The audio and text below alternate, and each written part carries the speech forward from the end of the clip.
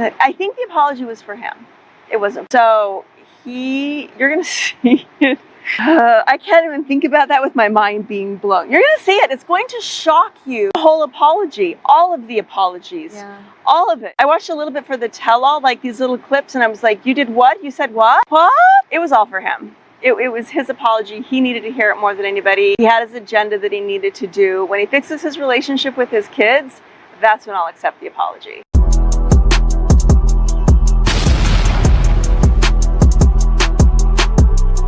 Hey guys, welcome back to my channel. Kody Brown is now a bestseller on Amazon, holding the #1 spot for her memoir, and she recently sat down with Access Hollywood for a really in-depth interview about her book. I have to say, I really enjoyed watching it. The interviewer did such a great job asking thoughtful questions, and Kody came across as very candid and straightforward.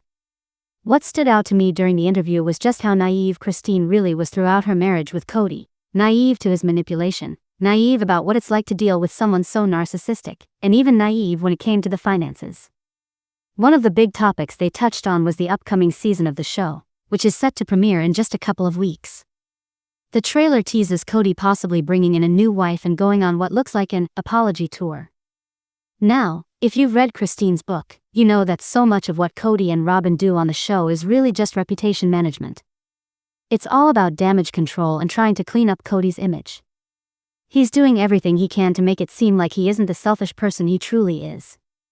He throws out these fake apologies, tries to play the part of the great dad, and works overtime to shift the narrative. According to Kody, the whole reason he suddenly started demanding loyalty from everyone was because members of the family began speaking negatively about him after she left. Before that, most of the conversations on the show were nothing but praise. Kody's the best. We adore him. He's our leader. We love him. There was rarely any talk about him being a deadbeat dad or uninvolved with the kids. Sure, some of that came up in therapy, but overall the family kept their main talking points centered on protecting Kody. Kody made it clear that the so-called cloak of charity was never about Kody being a strong patriarch. Instead, it was all about his need to control how the world saw him, and keeping his image intact at all costs. Kody eventually started trying to control everyone because he wanted to control how the world viewed him, and he hated any kind of negative feedback. In her interview, Kody talked about the so-called apology that's coming up this season, as well as the possibility of Kody and Robyn taking on a fifth wife, which she admitted she just can't understand. She pointed out that Kody's apologies aren't really for the people he's giving them to, they're all about him and his agenda. What stood out to me about Kody is that, on one hand, she's still trying to learn about the outside world and unravel everything from her cult-like upbringing. At the same time, she's stuck dealing with Kody, who she describes as a narcissist, and then dealing with the lies he tells on the show. It leaves her unsure of what's real and what's fake. And that had me thinking, when you're married to someone like Kody and also filming a reality show where so much is staged, wouldn't it be easy to get confused about what's real and what's not? Kody has mostly had negative things to say about Kody's so-called apology, because to her, it was nothing more than empty words. Check this out. Kids, call them, spend time with them, and work on that relationship, and then at that point we can talk apology. That's an action that should happen, not just words. Words I'm going to think. My kids are heartbroken. Even the ones that talk about how they've moved on, they've accepted that this is their dad and this is what it does, and they've accepted it and they've moved on. So that I wish that could be fixed. Kody's apologies almost always feel empty, right? Nothing about his behavior suggests that anything has really changed. In Kody's book, she even mentions in the epilogue that Kody and Robyn actually cut ties with T. Basically, they severed that relationship, so at this point, Kody really has no meaningful connection with any of Kody's kids. And it's especially sad because T was someone Robyn had taken in and leaned on heavily. T helped with raising Robyn's kids. Kody also pointed out that Robyn never relied on the other sister wives for childcare, but instead turned to her own sisters or to T for help. Now, we don't know exactly what happened, but it's been suggested that something went down at a funeral. My guess is that T having a Patreon and speaking out, even in small ways, was already crossing the line for Kody. In his mind, anyone who says something negative about him, even if it's true, is disparaging his image, and that's something he cannot tolerate. Kody doesn't want to hear the truth if it reflects badly on him. He's such a narc.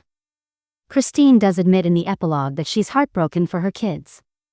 And honestly, you can feel that pain come through. Just yesterday, I did a video about Christine's frustration with Kody and Robyn and tied it to this bigger issue. Christine still isn't at the point where she recognizes that polygamy itself is the real villain here. Because without polygamy, this whole dysfunctional family structure wouldn't have even existed. The faith that created and enforced the system is what made it all possible. Now, some of you thought I was being too harsh on Christine or that I wasn't being sensitive. But let me be clear, I am very sensitive to what she's going through. I recognize Christine only left about 4 years ago, and she spent her entire life in a system that subjugates women, teaches them to keep sweet, obey priesthood authority, never question anything, and sacrifice their happiness.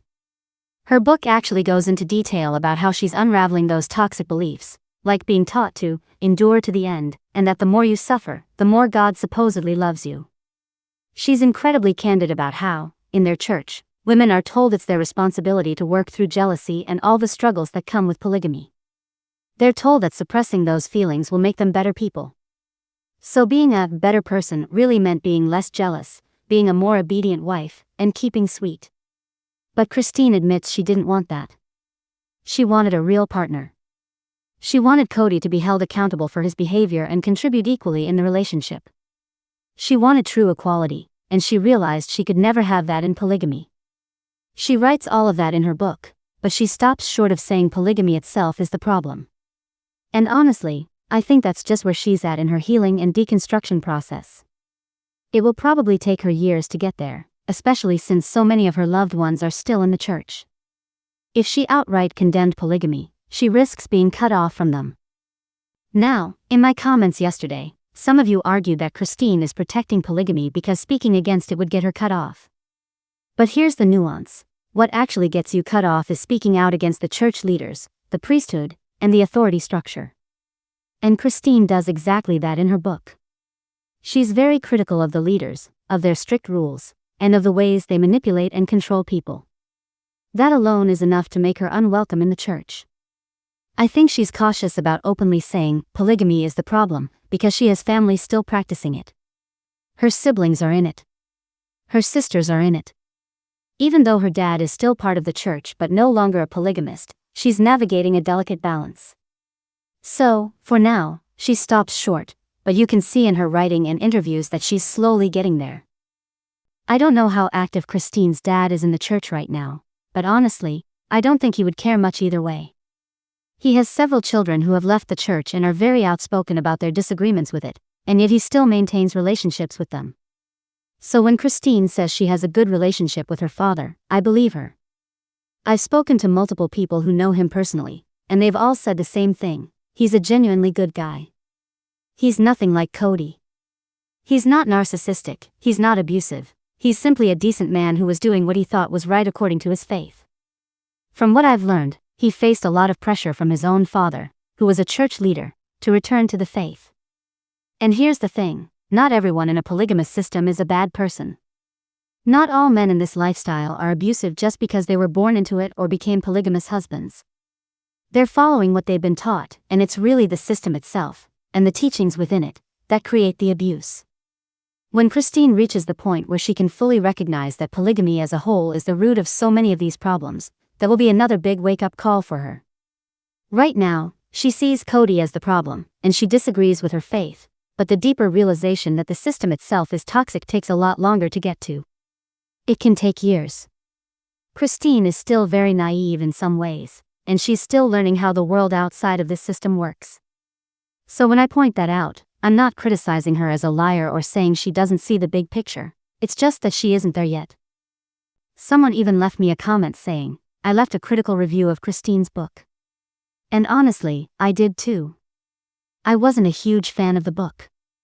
But that doesn't mean I don't support Christine. I fully support her decision to leave the church, and I support her for finding her voice and beginning to speak out. I support anyone who takes that step. That said, I did find her book a bit repetitive, mostly because it echoed a lot of what we've already seen on the show. I also found it somewhat superficial, without a lot of deeper reflection. But maybe she just doesn't have the capacity to go that deep yet. Maybe it's still the indoctrination at play, keeping her at more of a surface-level perspective. Some of you are probably going to love it, especially if you're less familiar with polygamy. For me, after spending so much time talking with survivors and victims of this system, it just wasn't my favorite read. But again, that doesn't mean I dislike Christine at all. Now, when it comes to Kody and Robyn possibly taking another wife, here's what Christine had to say about that. I wish they'd just be happy in monogamy. Yeah. I love monogamy, and I know he does too. So I don't know what the deal is, why they even talk about it. I don't know. I don't know why he's not just embracing life and loving it. I don't understand that at all. That was completely shocking to me too. I'm like, it was. Wait, now what is happening? I'm like, that can't be real. None of that can be real. I'm sure that's not real. Okay. So I'm actually going to watch the episode too. So Christine said that it was a complete surprise. Christine said she was completely shocked when she heard that Kody and Robyn were considering bringing in another wife. Even the interviewer brought up how strange it was, since Kody himself has publicly said he prefers monogamy.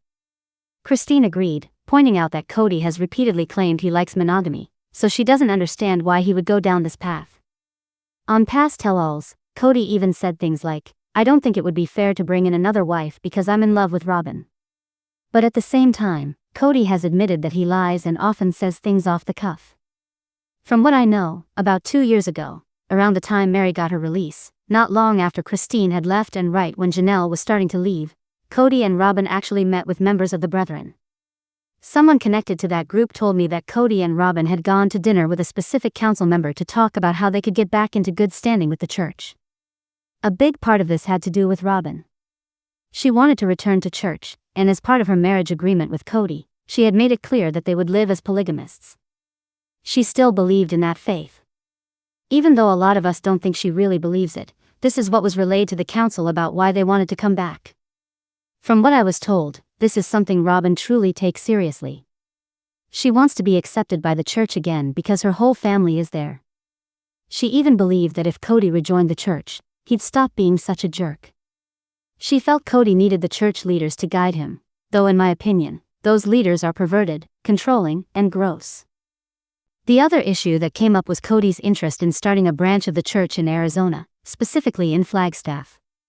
He wanted to know if he could set up his own congregation there. But the council member wasn't having it. They basically said, "No way," pointing out that Kody doesn't have enough followers or people who would attend the church he tried to lead. According to the person I spoke with, this council member wasn't very interested in Kody coming back at all. They felt he had abandoned his wives, called him a hypocrite, and pointed out that he's done way too many things outside their rules. They also thought he was very narcissistic, and since some of the leaders are narcissistic themselves, they tended to clash with him. Overall, they doubted his sincerity about wanting to return. But here's another layer. I was told that because Robyn still wants polygamy, she wants Kody to find another wife through the church. And the reality is, you can't do that unless you're in good standing. Christine explains in her book that to be eligible, you need to have recommends, go through classes, pay tithing, and follow all the rules. Right now, neither Kody nor Robyn have recommends, which means they can't attend meetings, activities, or dances, places where many men meet potential wives in the church. So Kody knew, even back then, that Robyn's commitment to their marriage depended on them being in a polygamous family. And while a lot of us don't understand why Robyn wants this, because let's be honest, she's a terrible sister wife and doesn't like to share, it's still what she believes. Now, whether this is real or just for the cameras, even I'm not sure. Christine has said she doesn't know if it's genuine either. It could all be for the storyline, since Kody has been accused of stringing everyone along for years just to keep the show alive. He may not truly want to live polygamy anymore, but he definitely still wants the fame and money that come with it. That's why Christine suspects it could be fake, because adding new wives means keeping the series relevant. That said, I personally think Kody would be a terrible husband to any new woman who joined, considering 3 wives have already left him. But if he did go back to the church, it wouldn't be unusual. Plenty of men there lose wives and then remarry. All Kody would need to do is repent and show real remorse. The problem is, I don't think he's capable of being genuinely sorry. That might even be part of this so-called apology tour we're hearing about. If Kody is trying to get back into good standing with the church, he would need to make amends and repair relationships with his family. Whether he's doing it for faith or just for show is anyone's guess. So, is it real? Is it fake? Honestly, I don't know. What I do know is Christine called him out for his fake apologies and made it clear she doubts he truly wants another wife. At the end of the day, she can't understand why he can't just be happy with what he has. Personally, I don't think Kody actually wants monogamy either. If he were monogamous, I think he'd just cheat on his wife instead. Polygamy, for him, is really just an excuse to cheat openly. But what do you think? Drop your thoughts in the comments below. Don't forget to give this video a thumbs up, subscribe if you haven't already, and click the bell so you never miss an update. Thanks for watching, guys. I'll see you next time.